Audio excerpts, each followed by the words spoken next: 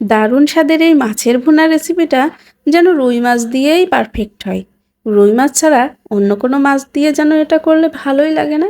তো চলুন আজকে রুই মাছ দিয়ে মাছের ভুনা রেসিপি দেখাবো। আসসালামু আলাইকুম। খেতে যেমন সুন্দর, দেখতেও কিন্তু পারফেক্ট হয়েছে। প্রথমে আমার লাগবে হচ্ছে রুই মাছ, আর এটিকে সুন্দর করে আমি লবণ এবং লেবু মেখে ধুয়ে নিয়েছি।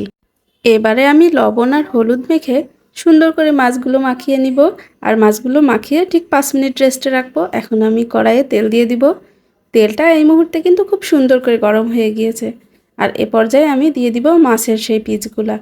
মাছগুলো কিন্তু খুব সুন্দর করে উল্টিয়ে পাল্টিয়ে 2 পিঠ ভেজে নিতে হবে। কাঁচা গন্ধ করলে কিন্তু ভালো লাগবে না।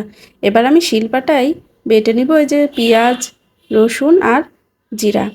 মাছের পিস হিসাব করে কিন্তু মশলাগুলো রেডি করতে হবে। তো আমার মশলাটা কিন্তু শিলপাটায় আমি রেডি করে নিয়েছি। এই যে 1/2 কাপ পরিমাণ কিন্তু মশলার পরিমাণটা আমার হয়েছে। এখন আমি কড়াইয়ে তেল দিয়ে দিব। আর তেলটা একটু গরম হয়ে আসলেই আমি এর ভিতরে দিয়ে দিব কেটে রাখা হালকা সামান্য একটু পেঁয়াজ। পেঁয়াজটা একটু ভাজা ভাজা হয়ে গেলেই তখন দিয়ে দিব লবণ, যাতে তেলটা ছুটে না আসে। আর দিয়ে দিব হলুদ। এটা দিয়েই কিন্তু একটু নেড়ে চেড়ে নিতে হবে।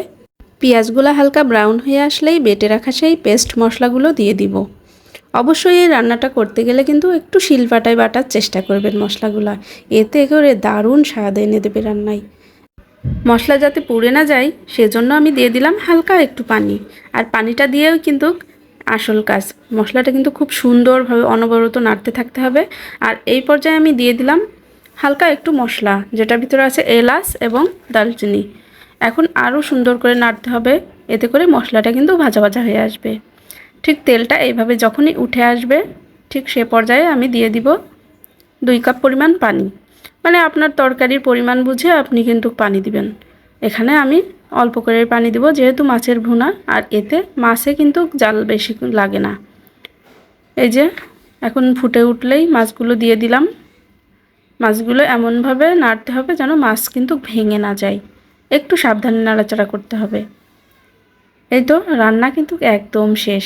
আর নামানোর আগে অবশ্যই একটু স্পেশাল মশলা দিয়ে নামাতে হবে। সেটা কি? সেটা হচ্ছে গরম মশলার গুঁড়া 1/2 চা চামচ আর একটু জিরার গুঁড়া। এই জিরার গুঁড়া আর গরম মশলার গুঁড়াটা দেওয়ার কারণে কিন্তু মাছের আসল স্বাদ এনে দেবে। এটা কিন্তু খবরদার স্কিপ করবেন না। এটা দিবেনই অবশ্যই অবশ্যই। এটা দেওয়ার পরেই কিন্তু আপনার মাছের স্বাদ একদম অতুলনীয় লাগবে। অল্প পরিমাণ মশলা এবং খুব সহজেই কিন্তু তৈরি হয়ে গেল আমার মজাদার মাছের ভুনার রেসিপি। তো কেমন লাগলো অবশ্যই কমেন্ট করে জানাতে ভুলবেন না। ভালো লাগলে লাইক কমেন্ট শেয়ার করে দিবেন।